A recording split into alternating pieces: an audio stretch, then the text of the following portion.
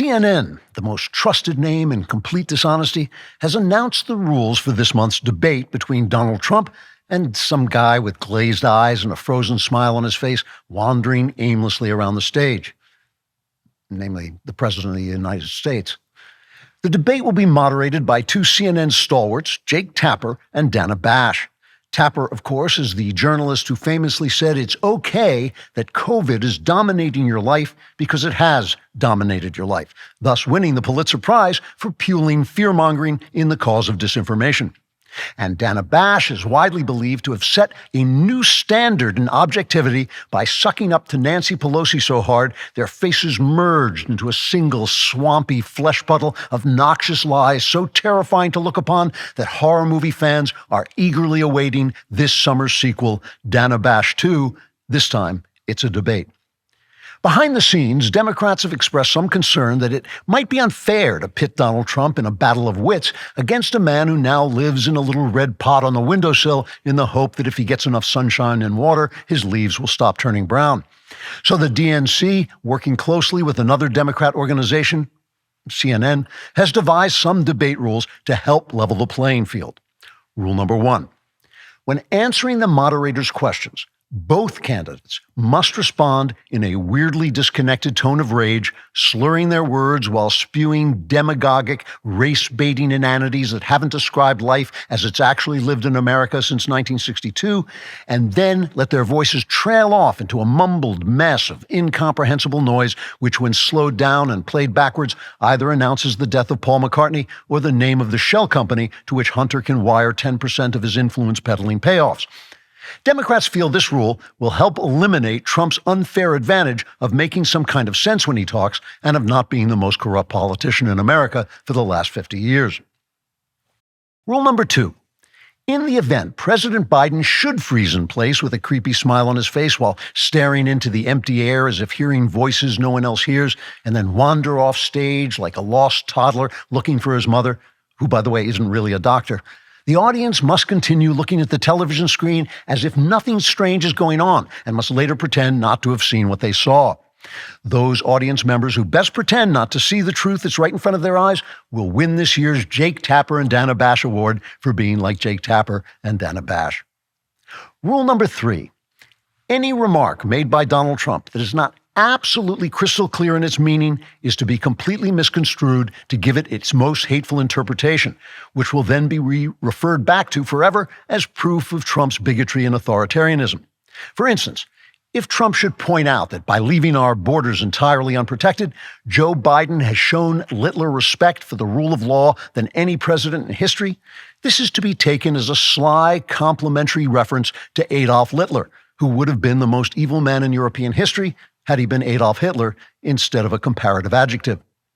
After that and into the foreseeable future, journalists will make offhanded references to Trump's praise for Hitler as being just one of the many, many egregious moral crimes Trump has committed in their totally false reporting. CNN and other Democrat organizations hope that these rules will make for debate as fair and honest as the journalism on CNN and other Democrat organizations. Meanwhile, both candidates have begun preparing for the debate. Joe Biden is sitting quietly alone in his basement, hoping someone will come by soon and give him his pills, which make him feel so much better for a while. And Donald Trump has had himself locked in a screened cage where advisors occasionally crack open the door and throw in raw meat, which Trump rips to pieces while drooling blood as the advisors run for their lives. Trigger warning, I'm Andrew Klavan, and this is The Andrew Klavan Show.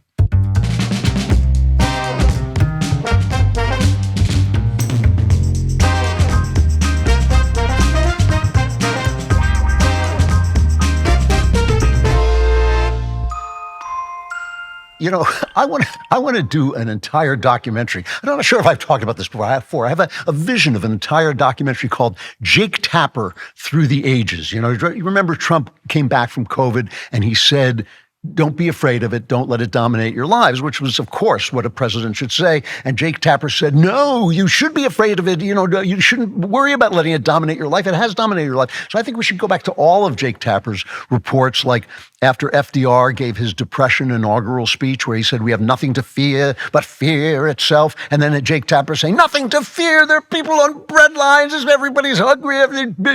Brokers are falling out of windows. Eisenhower's letter to the troops at D-Day, the tide has turned. We expect nothing. We'll accept nothing less than victory. And then Jake Tapper, nothing less than Nazis are all over the place. They'll kill us all. We could go back to Henry V on St. Crispian Day, before the big battle. Gentlemen in England now abed shall think themselves accursed they were not here. Accursed they were not here. The French will kill us. Jake Tapper through the air. This is the CNN where Brian Stelter once missed a deadline because he went to bed early to have a good cry about COVID. Absolutely true. And Anderson Cooper, remember, teared up when Donald Trump said that Haiti and others were these, crap hole countries. It was like, oh, the people in Haiti are so nice. I mean, really, I have nothing against women in the newsroom, but it's like all they need at CNN is Dylan Mulvaney to make a complete set.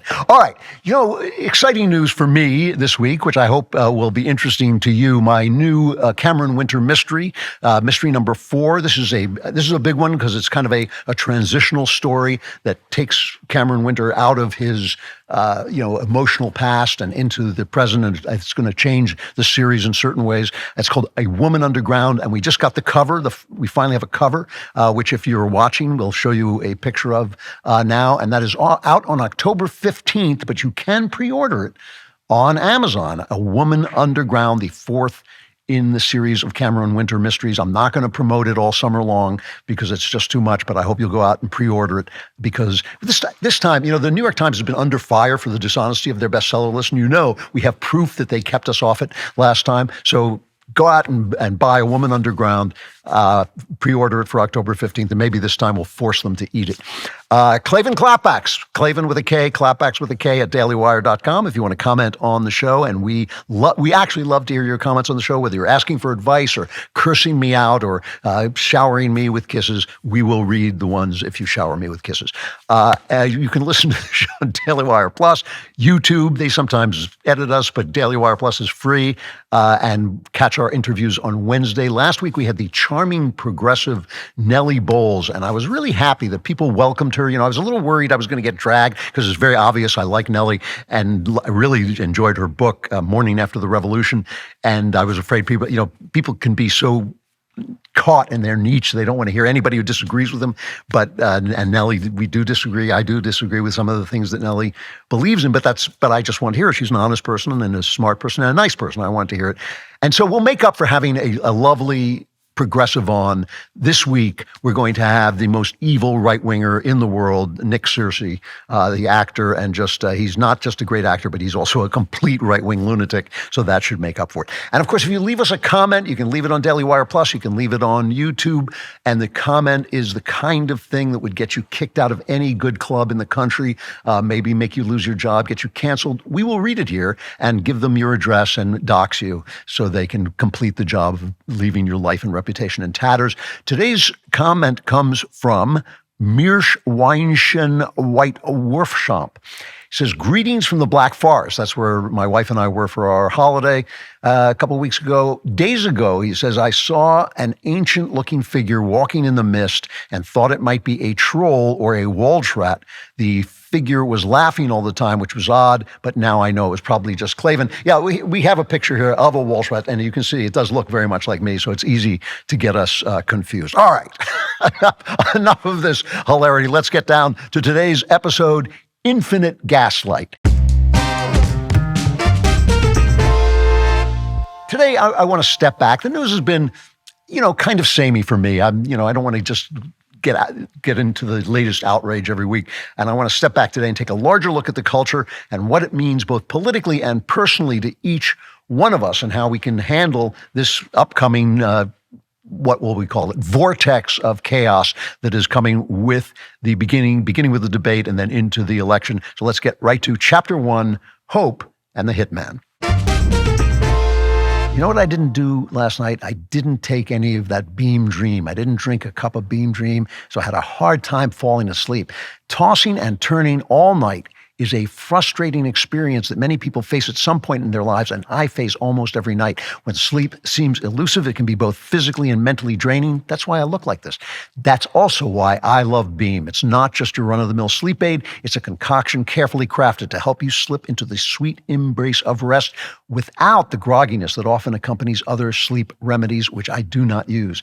Beam Dream contains a powerful, all-natural blend of reishi, magnesium, L-theanine, apigenin, and melatonin, all of which I checked out, all of which will help you fall asleep, stay asleep, and wake up refreshed. Today, my listeners get a special discount on Beam's Dream Powder, their best-selling hot cocoa for sleep with no added sugar. It's now available in delicious flavors like cinnamon cocoa, chocolate peanut butter, and mint chip. I've tried a lot of them, and they are good, and better sleep tastes good too. Just mix Beam Dream into hot water or milk and enjoy before bedtime.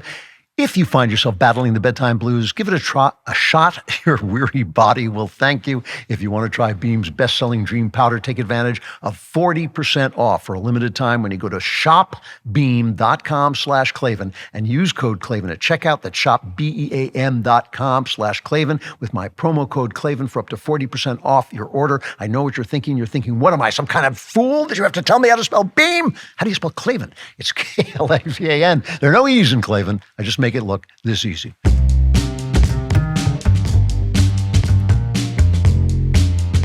So I had what I thought was kind of a weird providential experience this week. I mean, it's not like a miracle or anything. It's just kind of a weird coincidence. Maybe I just saw it. I watched 2 movies this week, and I thought weirdly they both had the exact same theme, but in mirror images of one another. The same theme, the same pattern, but they were mirror images of one another. And the reason that's weird is because I didn't go out searching for them. In fact, I watched one of them because I had to. It's the DailyWire film that they're collaborating with Angel Studios on. DailyWire Plus and Angel Studios are collaborating on this film, Sound of Hope, the story of Possum Trot. I guess it's supposed to go along with Sound of Freedom, the story of Possum Trot, Angel Studios. Of course, the reason this is, I told you last week, the reason I think this is so important is Angel Studios has broken the Hollywood distribution system. And as I say, we keep thinking, well, why don't we have movies and all this? And the reason we don't have movies is distribution. You can make a movie. You can make a great movie with a credit card in your pocket if you have the talent and the skill set and the access to talent, but you can't distribute it because the distributors are not that friendly to what we're doing. But Angel Studios has gone around that and has created their own kind of internal faith-based distribution system, and it has really been amazing. I mean, Sound of Freedom was a huge hit. Sound of Hope, the story of Possum Trot, comes out July 4th, I believe, and we are helping to release it and we're a part of that release and part of promoting it. I'm very excited about that. So I had to watch it because I wanted to tell you about it and talk about it. I didn't want to pretend that I had seen it or anything like that. And the other film, which was the big film on Netflix this week, Hitman, I didn't really want to see, and my wife sort of talked me into it because I'm just her love slave and I will do anything she tells me to see. And so you can't imagine 2 films more different than Sound of Hope, the story of Possum Trot, and Hitman. One, Hitman is kind of a black comedy, a very, very dark crime story comedy. I think that's a fair description of it. And Sound of Hope is a Christian tearjerker. I mean, it really is. And so I'm watching both these things, and in some ways, they're almost the same picture, but mirror image, like Angel, like Angel and the Devil on Donald Duck's shoulders, kind of like that. And so the story has Sound of Hope, like I say, it's a tearjerker, very sweet story, a true story, based on a true story, about a reverend and his wife, or I really should say a wife and her reverend, because she's kind of the instigator, who, along with 22 families in this place in the middle of East Texas, this town, Possum Trot. I mean, you got a town named Possum Trot is obviously going to be nowhere. They adopt 77 of the most difficult to place kids in the foster system. If you know anything about the foster system, it's a mess, and people do horrible, horrible things to their children, as we know, and the state doesn't know what to do with them, and they bring them into this terrible system. And a lot of times, who wants to adopt a kid who's already acting out and has had such troubles in his life that he's doing terrible things? So this pastor and his wife start to do this, and the whole church gets into it, in numerous churches. I have to say, by the way, and for reasons that have nothing to do with bigotry whatsoever, there are simply more extraordinarily talented Black actors in America than there are parts for them. Even now, when they're putting black actors in parts that are really for white people, there's still, it's a majority white country. Blacks are only like 14%. And like Jews, they're a talented bunch of guys and girls. And the acting in this is great. A lady named Nika King, I think her name is. She plays the wife. She's been in Euphoria, which I've never seen. I only saw a bit of it. And Demetrius Gross is the pastor. And he was in Justified, starring international TV and film star Nick Searcy and right-wing insanity. So, all right. So just bear with me here and see if you see this too. Because I'm not going to give too much away. But the Sound of Hope begins in this rural black church with, Demetrius Gross is this pastor giving what you might call a typical black church sermon, which is almost more song than prose. Here's just a little clip of that, cut 7. You might have been put back, shut down, turned down, and tossed over. But you ought to know that my God is able. You ought to know that he gonna get it done. You ought to know that you ain't got to beg. You ain't got to come through the side door.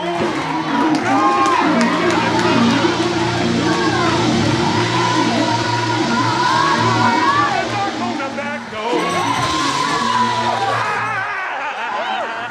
You gonna walk right on through. I love watching these scenes because they're so full of faith, and I just would never, I'm too shy to ever go to that because I have no soul, so I would just be standing there like Joe Biden, frozen while everybody else was dancing on, but they are incredibly inspiring. All right, so he comes out and he gives this sermon, and it's this very encouraging, upbeat, optimistic sermon, and then his wife gets this idea to start adopting kids, and they start bringing these kids in, and the kids are damaged, and so now suddenly he's actually fulfilling what he's preaching. He's practicing what he preaches, right? And because of the nature of the Christian ideas, these are transformative. And the next sermon he gives, he starts out completely unsure of what he's doing, right? It's all real. It's not just inspiring. It's not just, yeah, amen, amen. He's got these kids in his house who are really, really damaged. And so he gives a very different kind of sermon. So here's a clip of that. Preacher, I don't have enough money to talk to no kids. Right. Well, Joseph adopted the Son of God. Amen. Amen. And had Jesus born right there in the manger, right next to a pile of manure. That's the word. And he did all right in it.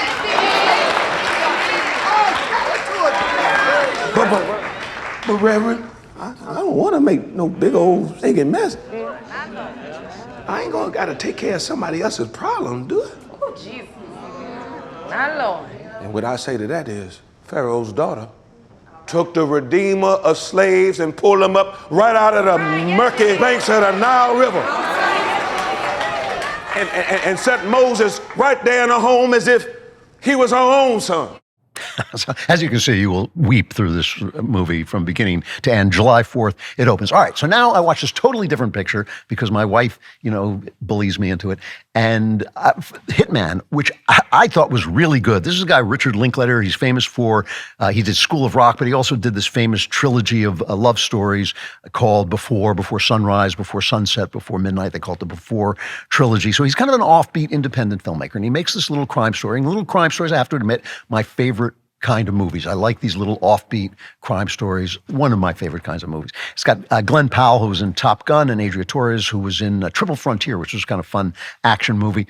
And it's the same arc. It starts with this guy, instead of a preacher, he's a professor in New Orleans, and he's teaching philosophy. He's teaching about Nietzsche, and he's simplifying Nietzsche to a kind of inspiring message. And Nietzsche is a very, very difficult guy, but he's the guy who said God is dead. And basically he started to imagine what it meant for God to be dead in our civilization that had been shaped by Christianity. And now suddenly all those things, he knew that whole system was going to fall apart as we see it falling apart in front of us right now. And he said, we will have to become the gods. We are going to have to make up the morality where supermen are going to come along, Ubermenches are going to come along, and they are going to make up the morality that used to be given to us by this imaginary God who is now gone, whom we've now killed. So he now kind of reduces that. This is obviously not the biggest highest ranked university in the world. He's in New Orleans. And he's reduced that to a kind of inspiring message. So here he is giving his sermon, his lecture, cut 5. So what does Nietzsche mean when he says, the secret for harvesting from existence, the greatest fruitfulness, the greatest enjoyment is to live dangerously? Build your cities on the slopes of Vesuvius, send your ships into uncharted seas, live at war with your peers and yourselves. What is he getting at here? Anybody? Sylvia. It sounds like he's saying you have to put yourself out there. You have to take risks and get out of your comfort zone because life is short. You have to live passionately and on your own terms. Well, I have a 3-word response to that. Absolutely. Says the guy driving the Civic.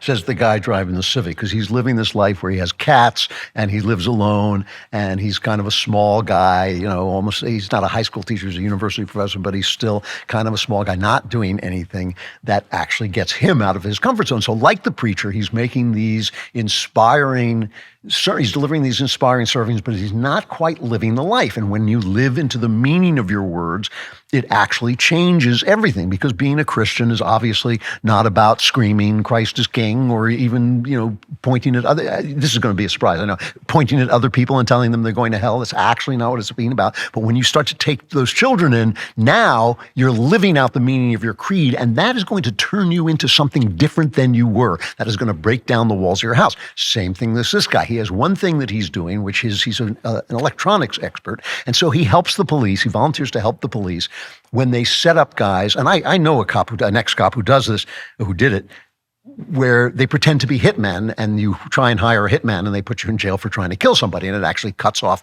a murder. It's actually a good thing to do. And the joke is, of course, there are very few professional hitmen. I mean, that's not outside of the gangs, outside of like the mafia and places like that. Hitmen are creatures of fiction largely. So he's basically helping the cops not pretending to be the hitman. He's just miking the guy up, and suddenly the guy can't do it. The guy who's supposed to go in and do it can't do it. So Glenn Powell, this meek, mild-mannered college professor, suddenly finds himself doing the things that he was talking about, building his house on the side of Vesuvius, living outside of his comfort zone, taking the risks, going against society by pretending to be a hitman. And like the preacher in Sound of Hope, it starts to change him. And here he is, his first time out, finding his way to playing a hitman. Fake suicide, botched robbery, I'm in and out. What you're talking about requires me to spend a lot of time with the body to make sure it's never discovered. Right, and I'm just curious. How do you do that? I'll let you know a few of my secrets. Yeah? I got different ways, but in this case, I'll probably go full on, separate the head from the body, do what I like to call a bayou burial. You know Bayou Gosh? I sure do. My family's got land out there, so late at night, I'll drift in undetected, drift out in a little boat. Let the alligators take it from there. So, all right. So the same thing is happening. So this is what I mean. Like I won't say forced into watching this, but it was an assignment. I had to watch Sound of Hope because we're promoting it, and I had to watch this because if I don't obey my wife, she'll leave me, and I just follow her wherever she goes. And it's the same film, except about different ideas. Now, Nietzsche is a cornerstone of our modern life. Nietzsche is the guy who announced that God was dead and that now it was up to us to form a philosophy to replace Christianity. And from that, all the postmodernism that we're dealing with now, transgenderism, perfect example. You feel like you're a woman? Poof, you're a woman. Who's to say you're not? Where's the God who's going to say there's an objective reality when all reality is simply perceived by us with no one to confirm, for instance, our moral ideas? You may think it's a good idea to not abort a baby, but if someone else thinks, a million other people think it's a great idea to kill a baby, then maybe it is moral. It's just, there is no God to set that absolute objective moral standard. And so we, The great man, the big man, gets to rewrite morality and set it for himself. And this is essentially where all the philosophy that is now controlling the left comes from. And so what you see in Hitman is you see a guy living out that philosophy. In Sound of Hope, you see the guy living out the Christian philosophy. He does not believe that God is dead. He believes that those stories in the Bible about Pharaoh's daughter pulling Moses out of the river, that means something, that is speaking to us directly from something beyond ourselves. And when he starts to live into that, not just wear it as a t-shirt, not just shout it in a stadium, not just strut around and say, I'm a Christian, you're going to hell, I'm a good guy and you're a sinner, not just doing that, but actually living out the words of Christ, he becomes something new. And when this hitman does the same thing, when he starts living out the Nietzschean anti-God, God is dead idea, he becomes something new as well. Now, I won't give either of the ends of the movie away. I will say that I wish the end of Hitman had been more complex and more interesting than it was. I thought it was a little easy. He slipped into a kind of a cute ending instead of the ending I would have written, which of course is the ending it should have had. But still, it had some great stuff in it. It's a very, very good movie. I highly recommend it. Lots of it, very entertaining to watch. And it tells you something these films tell you something that is an answer, or at least a guide, to the central question of this new technological age, which is this: where does meaning come from? Where does morality start? I just got back from a great trip to Europe. I love traveling, and I love traveling abroad, but I'm very careful when I do it. Tourists are notoriously an easy target for pickpockets and for internet hackers, too. I don't care if they pick my pocket because I don't have anything. But you never know who might be tracking your internet activity, especially when you're using public Wi-Fi like a hotel or airport, or when you're traveling abroad to countries who are known for censoring their citizens' internet activity like China and Russia. And that's why when I'm traveling all the time, I use ExpressVPN. ExpressVPN is a VPN provider that reroutes my internet connection to stop third parties like Wi-Fi admins and government agencies from spying on me. Plus, ExpressVPN encrypts 100% of my traffic, which protects all my private data from Wi-Fi hackers like my bank logins and credit cards. ExpressVPN is the only VPN provider I trust and recommend. It's incredibly easy to use. You tap one button to connect on any device.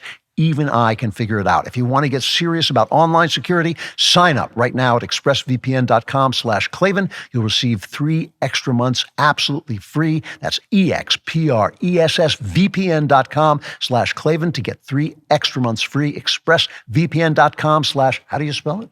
Klavan.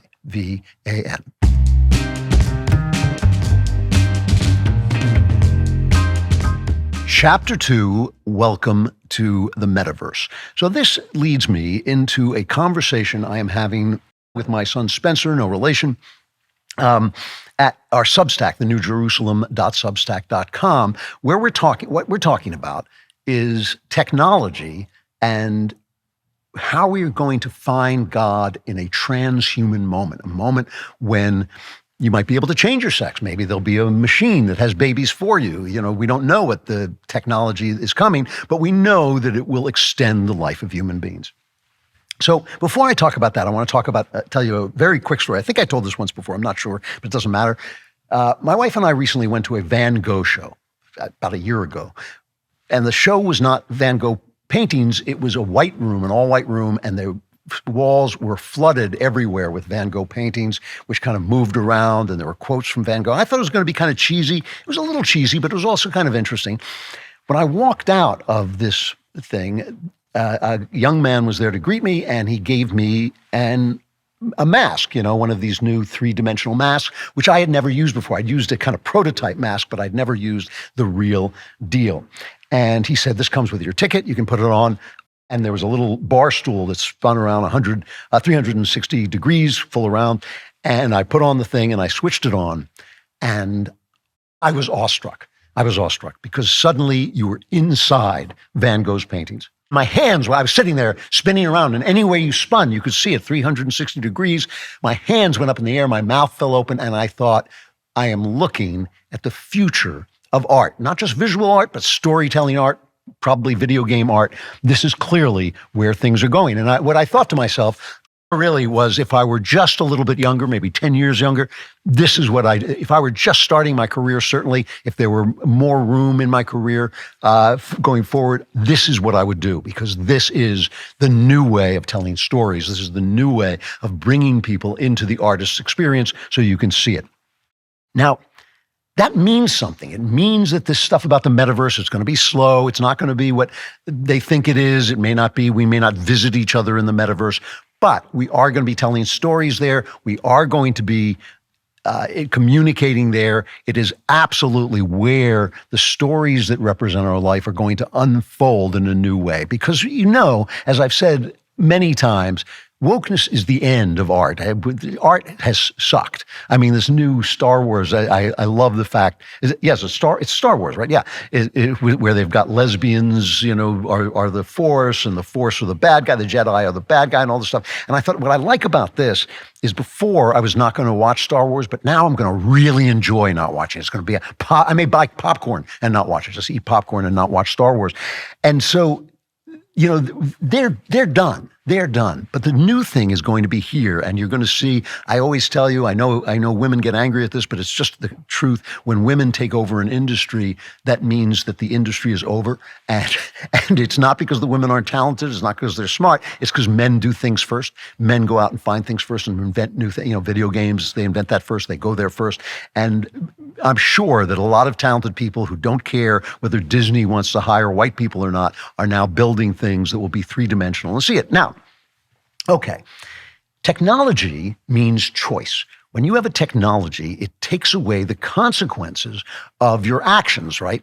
So you had sex, doesn't mean you're going to have a baby because you've got the technology of birth control pills. Didn't work, you have a baby, you've got the technology of abortion. It gives you all these new choices that eliminate consequences. And so it makes everything a choice. Now, if you think that morality comes from the self, if you think it comes from the person, or you're a materialist, then that's one situation. For instance, if evolutionary necessity makes a chaste woman valuable. Before there's any technology, if a woman has been chaste, if you slept with a virgin on your wedding night, her children are yours. At least that first child, is yours. She's a virtuous person, and so she's probably not going to cheat on you. And she can guarantee that it is worth your while to hang around and take care of that child, because that child is your genetic legacy, and you want to take care of that and make sure that legacy survives, right? Now you have technologies, you have birth control, you have paternity tests, you have abortion, a welfare state, so that'll take care of the child for you. That eliminates the necessity. So now women are free to become promiscuous, and men are free to use that promiscuity for their pleasure, and the women don't suffer any consequences. And if it happens that they're utterly miserable and depressed, as they all are because of this, well, that's the only problem there, is that this new freedom is bumping up against this outmoded evolutionary pattern, right? All the morality is coming from within us, right? We're the Ubermensch, we're the Nietzschean, all the morality is coming from within us. So if you feel bad about what you're doing, that's just because you're not used to it yet. Maybe if you take some antidepressants, you just sail through it. But if you remember the other day, I was talking about a sculpture of Mary, the Virgin Mary, being crowned in heaven. If that is where meaning comes from, if there's a moral pattern in heaven that is coming down from us, down to us, and we are sort of striving toward that moral without judgment of other people, but with fear and trembling on our own behalf, and we're striving toward that, then the meaning of a chaste woman is very, very different, and the value of her is spiritual. And so now you have this choice. Which way are you going to go? Are you going to go for the immediate pleasure that you can get out of using a woman without consequence, the pleasure, the absolute depression that the woman goes into, but feels that at least somebody might like her for a night because they sleep with her? Is that where you're going to go? Or are you going to make a choice with no punishment if you make the wrong choice? There's no punishment, not in this world. Not in this world. There's not going to be any baby. They're not going to be, you have a baby, you just abort it, and that's no problem, Or are you going to say, no, my faith is such that I see this other pattern coming from without? You have to choose now. Before, there were at least penalties, right? And this always bothers me when people say, don't do that because it's not as healthy as this. Well, you'll cure the disease eventually. Even with transgenderism, when people say, well, men can't become women, that's true now, but maybe one day it won't. Maybe one day they'll make that technology.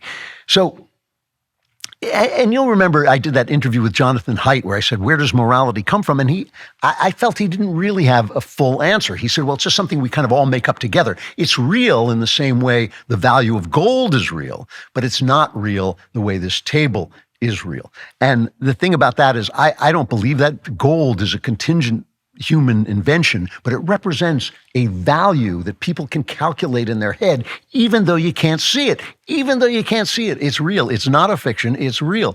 The gold is a fiction. We make that fiction up to say this represents the value that I know is there. And I know the value of a glass of water in the desert is higher than the value of a glass of water where I'm sitting right here, where I can reach out and just grab a glass of water. So morality is contingent in the sense that on human beings, it's changes in you can't kill your enemy, but you can kill your enemy in war. You have to, that's why we have a living savior, not a book of rules. We have a living God who can react as a human being and be flexible.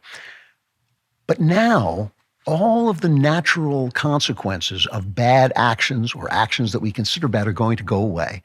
And the question now becomes, is your chastity, if you're a lady, is your chastity really of value? If there's no consequence to violating your chastity, is it a value?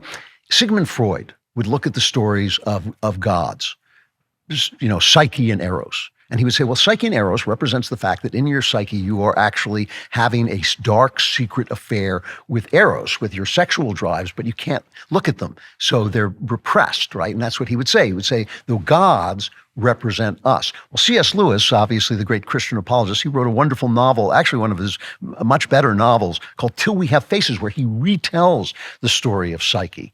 And Psyche is having an affair with a god, but it's God. It's actually her joining Jesus in death. It's the same story, but it's told so that what we feel, what we experience represents something out there. And those are the two choices. The two choices are Sound of Hope, the movie Sound of Hope, where people are looking to a God out there, and Hitman, where he is saying we create reality and therefore we can create any reality we have. And you can see that the metaverse that is coming, that I started out talking about, these masks that we're going to be wearing, these imitation realities that we're going to be in, already the imitation that we're in cyberspace online is going to detach us even further from our flesh and further from each other. We'll be able to say things to each other without actually facing each other. And is going to begin to seem that we are creating reality.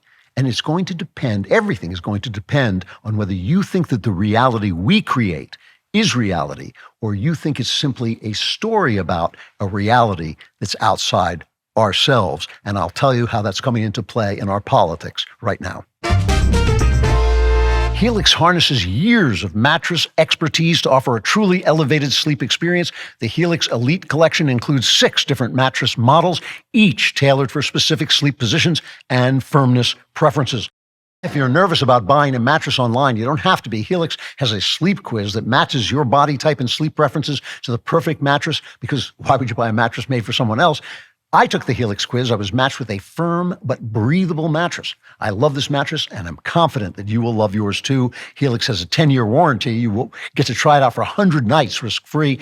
They'll even pick it up for you if you don't love it, but you don't have to worry about that. You will love it. Helix's financing options and flexible payment plans ensure that a great night's sleep is never far away. For a limited time, Helix is offering 30% off Luxe and Elite mattress models, or take 25% off site-wide. Each mattress order comes with 2 free Dream pillows, $150 value. Just go to helixsleep.com/Klavan. This sale won't last long. helixsleep.com/Klavan. With Helix, you can sleep better starting now if, and only if, you know how to spell Klavan. There are no e's in Klavan.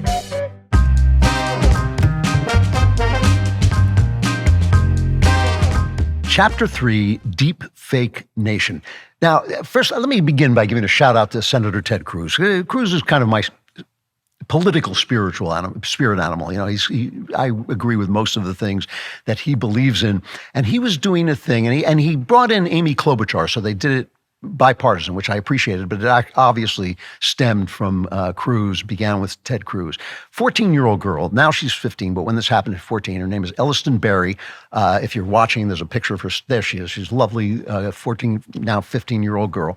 She wakes up one morning and she's getting all these text messages. There is a nude picture. There are nude pictures of her online. Some student has gone on and made a deep fake picture of her in the nude walking around. She's weeping. She goes into her mom. Her mom tries to do stuff to protect her, can't get any goodness, finally goes to Senator Ted, and Cruz acts. And with Amy Klobuchar, they introduce a bill that criminalizes doing this to people. And if you do it to a child, it's even worse. And there are jail penalties, like 2 years if you do it to an adult, 3 years if you do it to a child. And on top of this, the websites have to remove the fake nude pictures of innocent people within 48 hours of receiving notice from the victim. Here is Senator Cruz talking about it. You know, it can be maddening dealing with big tech and trying to get these images, these fake images of your child taken down.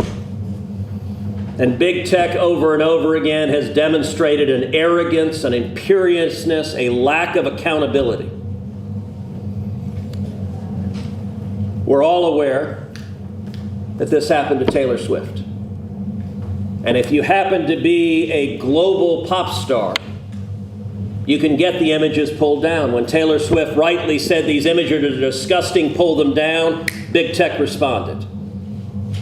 But if you're not fortunate enough to be a global celebrity, if you're just a teenager living in Texas or New Jersey or anywhere else, big tech ignores your pleas for help. So this is so true. And I'm a big free speech guy, big First Amendment guy, but this is not that issue because we know, Cruz is right. I mean, we know if, for instance, they took a famous person and made her say something or endorse something that she didn't endorse, a political candidate she hated or something like that, that's wrong. Your face, your being, it's part of you. And that's doing the same thing to this girl who's living her life. And now you're saying, well, she's doing things, she's taking her clothes off, which she shouldn't be doing. The first time I heard about this, which was now quite some time ago, I don't know why it bothered me so much. I wanted to catch a taxi cab off the planet Earth when I thought, like, how low could you possibly sink that you would do this to somebody? And it was kind of mysterious because, of course, you can do much worse things. You can rape people, you can kill people. It's nothing like that. And yet there's something about it. There is something about it that is deeply, deeply morally offensive. And I think the thing is that as we enter this meta world that we are going to enter, there's no getting out of it, we are essentially developing the power to project ourselves into the space that we're not in. That's essentially what I do if I'm in a Zoom call and it's a three-dimensional Zoom call and you're wearing a mask and suddenly everybody's around you and we can see each other in 3 dimensions.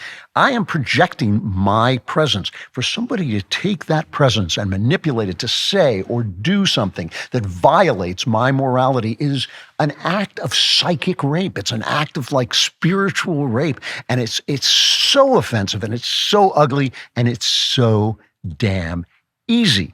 And so now we're in this world where how we're represented becomes part of the moral order. And that means we not only we have to develop technologies that show when things are doctored and when they aren't, but we also have to be able to have people that we trust. And we don't. Because right now the left, I'm sure there are people on the right who would do this, but nobody has. On the left, we are being gaslit infinitely. An infinite gaslighting is going on where we are being continually told that we are not seeing what we're seeing.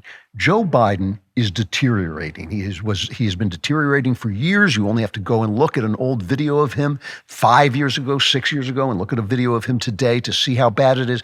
But it's speeding up. There's no doubt about this. There's no question about it. We can see it with our own eyes. So he freezes and he mumbles and he mutters and he wanders off and he doesn't know where he is. At the D-Day ceremony, he wandered off after they had a skydiving demonstration.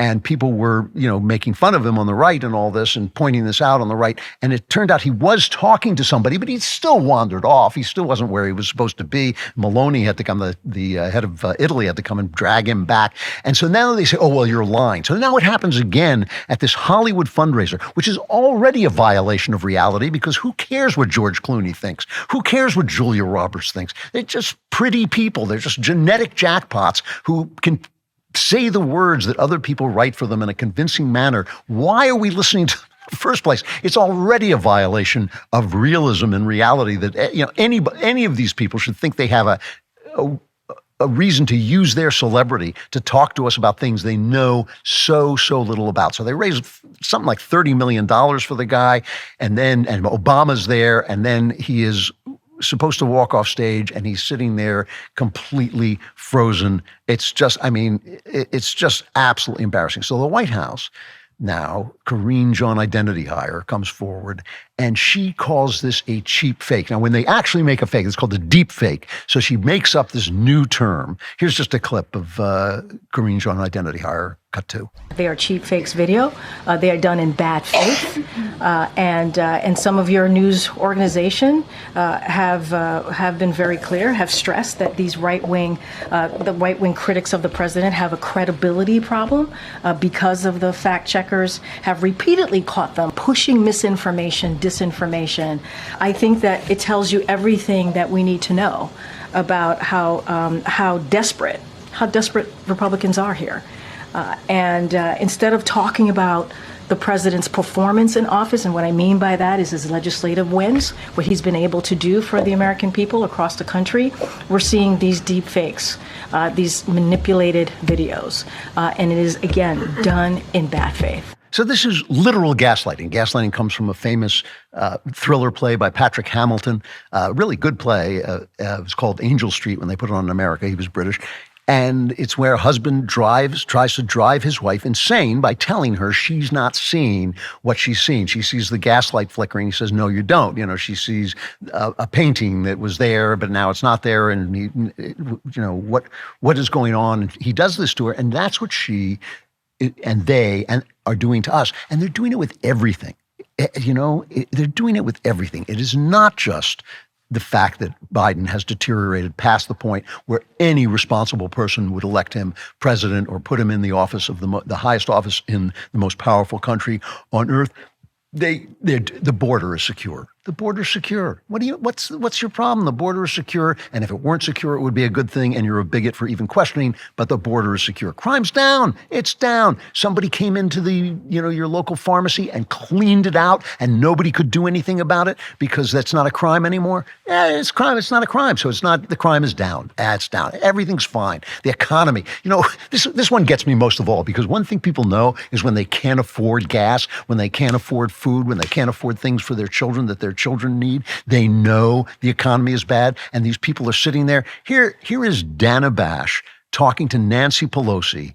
Why are people so stupid? I want to just say, and we've been saying this on this show every time we see new numbers, the economy continues to do well in many respects. Yeah. The stock market is up. Gas prices are down. The inflation rate is at the lowest that it's been in 3 years. You joined me on State of the Union back in July. I asked why the American people weren't giving President Biden the credit that maybe he thinks he should have on the economy. You said a lot of it is about messaging, and you added that Biden just has to get out there. It is now 6 months later. The administration is still struggling on this issue. Why?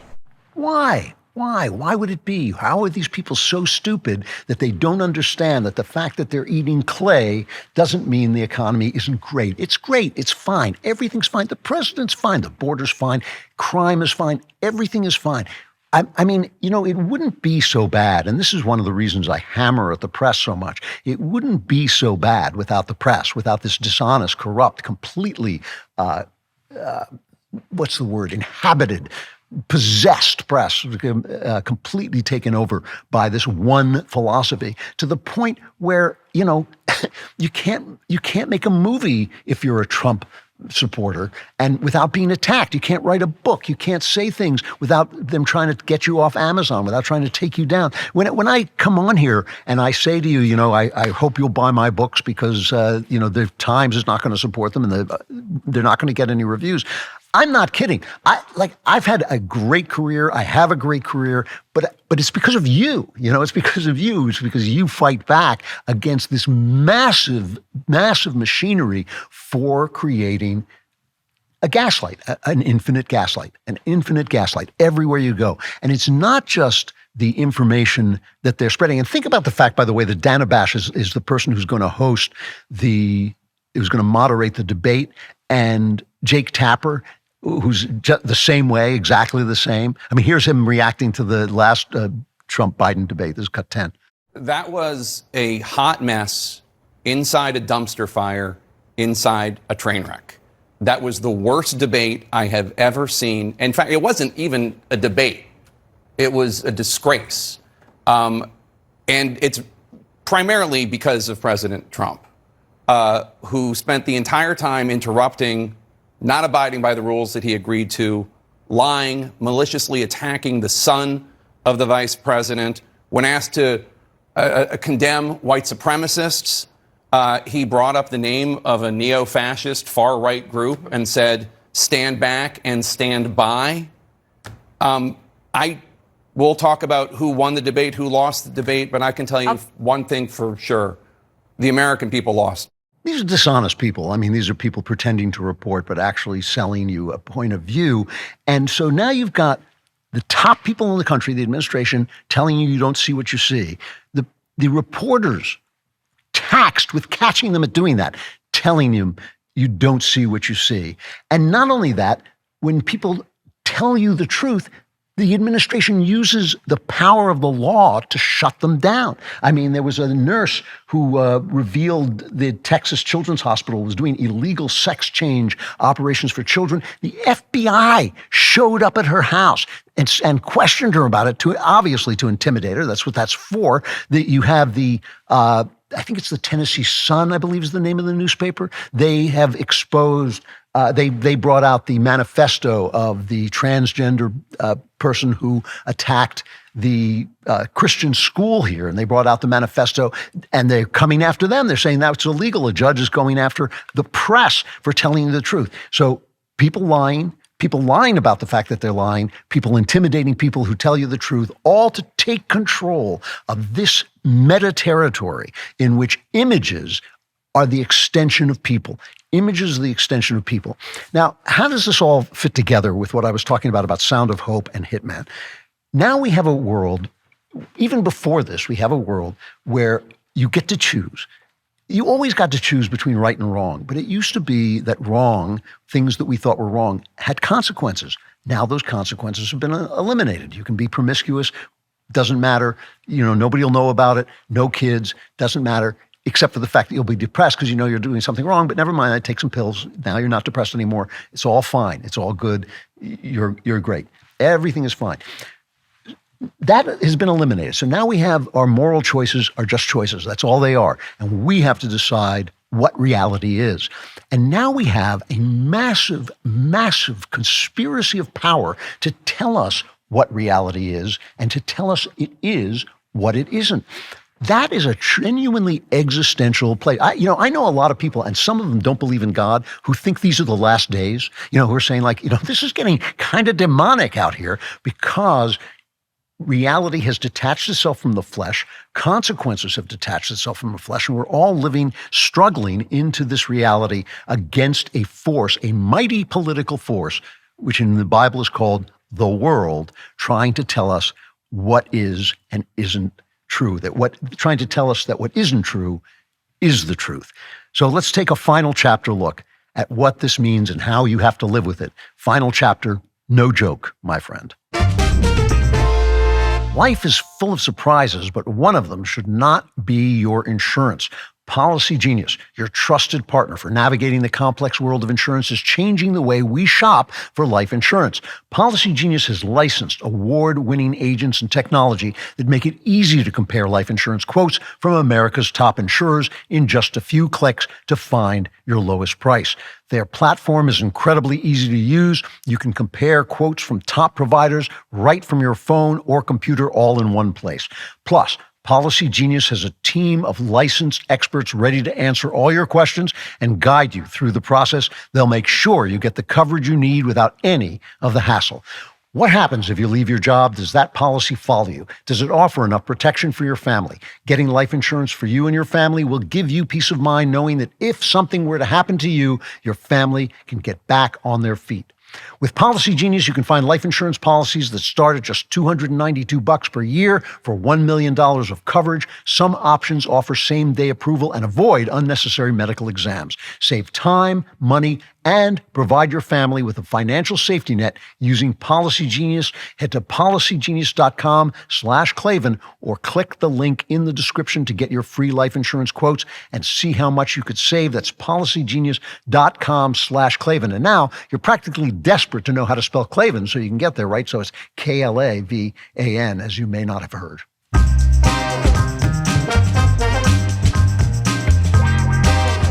So in order to live rightly, joyfully, well, in a world so detached from reality that our presence is detached from our flesh, consequences are detached from our flesh, you have to know three things. You have to know who you are, what you believe, and how can you live into that belief. Because as I said before, you can call yourself a Christian, but sitting around hating people and condemning people and screaming Christ is King isn't going to do a jack diddly for you. Not a thing. Not a thing.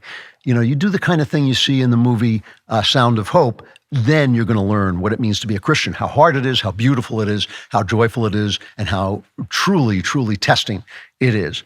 If you live into the Nietzschean vision that you are the source of reality and you are the source of morality, you're going to live a very different life, but you can live that life as well, and you're going to become that life. And that's the division we're at. Whenever I talk about religion, people get angry at me. You know, I think I sound a little bit different when I talk about religion than other people. I stand by it.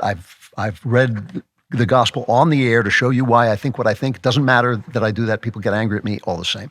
Now, I got a comment. Last week I said that if God doesn't have a sense of humor about our sexuality, we're all screwed because we're all bent, you know.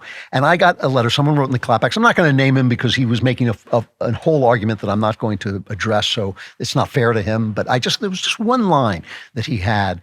I said, if God doesn't have a sense of humor about our sexuality, we're all screwed. And he said, God does not have a sense of humor when it comes to sin. And the thing about that line is I think it's untrue of God, and I'll tell you why in a minute. Well, I mean, Jesus was Jewish. He had a sense of humor. I mean, come on, you know, let's just deal with reality here. But also, you know, he said, people call me a drunkard, they call me a glutton, because he was eating and drinking. He was dining with tax collectors and sinners. What do you think those dinners looked like? You think it was all Jesus wagging his finger at people and scolding them? You know, because the Pharisees said to Jesus, why are you eating with sinners? But nobody said to the sinners, why are you eating with Jesus? He was a good guest. He ate, he drank, he talked, he chatted, he was there. I'm sure he had a sense of humor. I'm sure God has a sense of humor. But what bothered me about this line is it means you don't know yourself. It means you think there's something good about you. It means you think there's something sinless about you. It means you think there is a righteousness about you that God doesn't need mercy to address. And you think, well, he took care of that on the cross. And yes, that's true, but it's also true that you have to live into that. And if he doesn't continue to have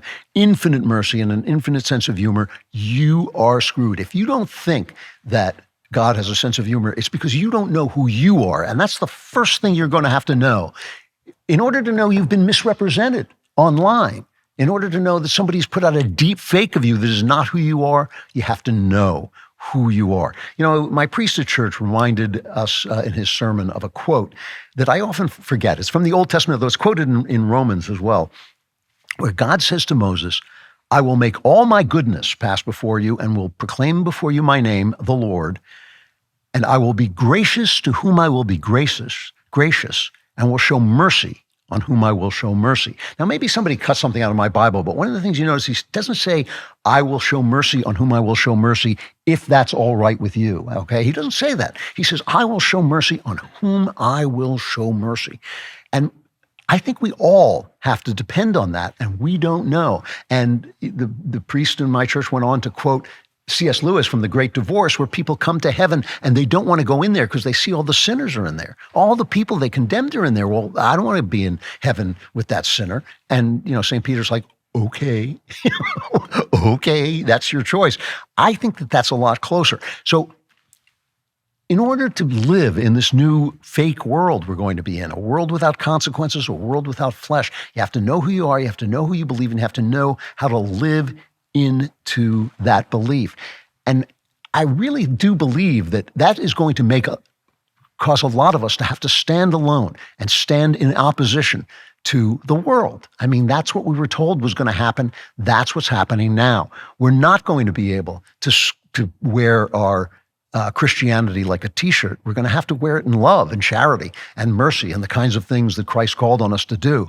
We're not going to be able to condemn and convince and force people. We're not going to be able to say, Trump was treated unfairly in court, which he was, therefore we have to treat people unfairly in court, because that way lies nothing, lies ashes, We are going to have to really do this thing. The more fake the world becomes, the more real we have to become. And most importantly, the more fake the world becomes, the more real our godliness and our faith is going to have to become if we are going to get through this into the kind of world, or at least the kind of community that is the only community where the kingdom of heaven comes to life.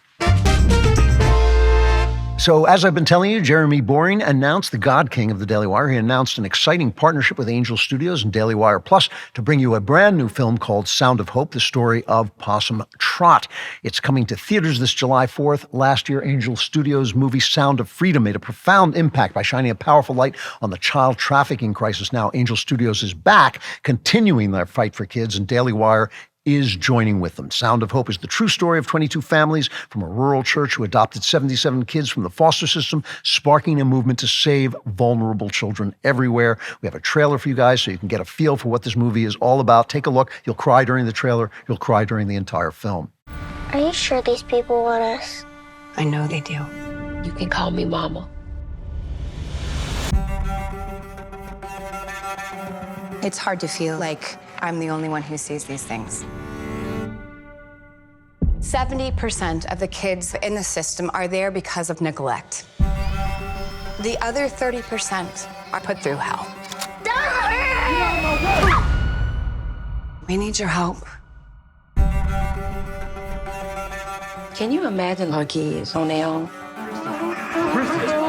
We can't just look away. The state ain't no family. Are you sure these people want us? I know they do. You can call me Mama. Oh, Lord.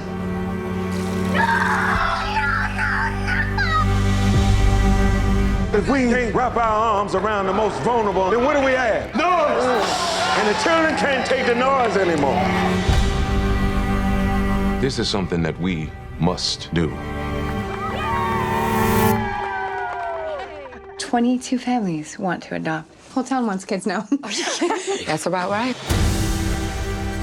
What's happening with Possum Trot could mean a huge change for the system. We want the ones that nobody else wants. Who hurt you, baby? I'm not giving up on you. You can't give up on me either. What we gonna do? Everybody's falling apart. I'm doing the best I can. The real world hits hard. I don't want to be here. I can't give him back. We gotta work on this together.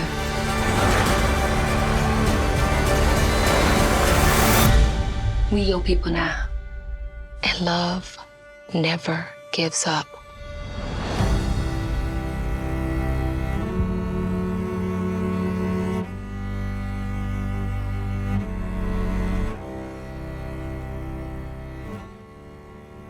Like I said, Very moving story. It places strong family values and Christian values at its core. It's more than just a movie. It's a call to action. Right now, there are over 100,000 children in foster care. They need homes. They need our help. Raising awareness is how you can help today. The best way to do that is by seeing Sound of Hope in theaters. This is exactly how we start a movement to change the culture. Sound of Hope is coming to theaters July 4th, and tickets are on sale now. You can get showtimes at angel.com/Klavan.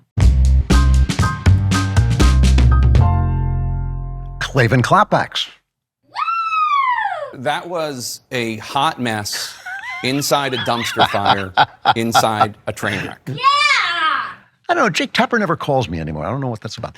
All right. From Jonathan. Hello, Hot Gandalf. I'm a longtime listener. May have heard every episode you've made. I just want to say how much I appreciate everything you do and represent. I don't understand the growing forces on the right, represented by Candace Owens and Tucker Carlson. What is going on that Christians are acting so tribal, like Christian identity is almost more important than the truth? Please expound a little more on what drives this movement and how we can work with them. He said, I don't think they're as bad as the left, but we can work with them. Anyway, thanks for teaching me that most things in life are tickety-boo. And he adds, your thoughts on homosexuality helped me immensely as a Christian who wasn't quite comfortable with traditional doctrine on it. The way you describe it carries the love and acceptance of Christ while still calling all people to be personally responsible before their Creator. That's one of the first times I've ever heard what I said, and it sounded like actually what I said. It makes my heart sing when I hear you preach the true gospel on the show. God bless you, Andrew. I can't wait to meet you, even if it has to wait till the afterlife. Well, for me, the afterlife is not that far away. You know, this toxic right you're talking about, who hate Jewish people and who think, who scream at people and condemn people and think that their Christian identity is just like I said, like a team or a T-shirt, is not a doctrine that needs to be transformative in your life. They're not as bad as the left because they don't have the power of the left. If a guy like Nick Fuentes had the universities and the TV news shows and Hollywood and the bureaucracy, it would be just as bad for America as the people who have it now. And those people have power, and so they're worse, and so that's where the fight has to be taken. But I don't think we can work with that. I don't think we can work with people who hate other Americans because they're Jews or Muslims or anything else. I think this is it. America is a way of life. It is an idea that depends on unspoken ideas. It's not capitalism. It's not the Republic. It's not the Constitution. It's also the ideas that underlie those ideas. And, I heard somebody say it was John Fonte, a brilliant guy who I know well, and I just think he's one of the smartest people around. He said, there's big differences between Judaism and Christianity, but the term Judeo-Christianity is intelligible. We know what it means. We know those values, those general values, are what underlie a lot of the values that make this country. And we're going to have to live out those values, and it's going to be hard because when you say what's behind the movement on the toxic right, hatred and tribalism, those are all natural things. That's the world. That's the world. Illogic, the kind of illogic you get from the left, that's the world. The thing that Christ is teaching is rational, but it's spiritual, and that's not the world. That is another world. It's another kingdom, as somebody once said, and I think that's we're going to have to live in that, and we're going to have to hope that we can make a stand. I don't know if we can. Ultimately, in the end, we know we win, but a lot of bad things can happen between that, but it's worth doing because it is eternal. From Austin, Dear Wise, AK-47, born circa 47 AD. That's kind of you, because it was actually 47 BC. As a pro-life thinker who I deeply respect, I was hoping you could provide your insight on an issue related to abortion that I've been grappling with. It seems to me that abortion is clearly wrong, but what's less clear is what our government ought to do about it. America was founded on the ideas of freedom and the rights of man as governing principles. One such right is the right to autonomy over one's own body and actions. When it comes to abortion, I'm forced to contend with the famous violinist problem. I don't agree with that violinist thing at all. That's where a woman wakes up and finds a famous violinist is hooked to her on a kidney machine. Does she have the right to unplug him? And obviously she does, because she had no choice about the matter. That's not the same as a baby. First of all, a baby is a different body. You are not a stranger to that body. You are that baby's mother. And this is the thing about a world with meaning in it. In a world with meaning, words have meaning. The word woman has a meaning. The word man has a meaning. And those are primary words, so they're hard to define. They're not really defined by XXXY. They're not really defined by, whether you have a big gamete or a little gamete or whatever people say. They're defined by an entire concept that the human mind and heart understands but can't always put into words because they're primary words. They're the words on which other words are built. So the word woman is basic to our life. The word man is basic to our life. The word mother is like that. A mother is a relationship. You are in that relationship to your baby when it is in your body. And it's not a violinist hooked up to a kidney machine. It's just not the same thing. So you're dealing with a different body that is in the relation to you of your child and is innocent, and you do not have a right to kill it. Also, all things being equal, you did create it. You are responsible for it in a way that the person who wakes up hooked to a violinist is not. But the idea of that philosophical idea is to erase the meaning of the word mother. And I think that is really the kind of thing that takes reality away from the world, like erasing the meaning of the word woman or man. Become a member today, because we're going into member block and you want to become a member. That's what you want to be. So go to dailywire.com/subscribe. Use code Klavan at checkout for 2 months free on all annual plans. It's so helpful to us to have you guys supporting us and not strangers, and to know that understand what we're doing here.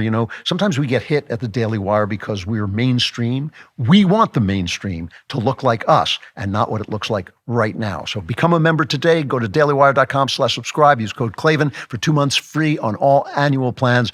If you are already a member, come to Member Block.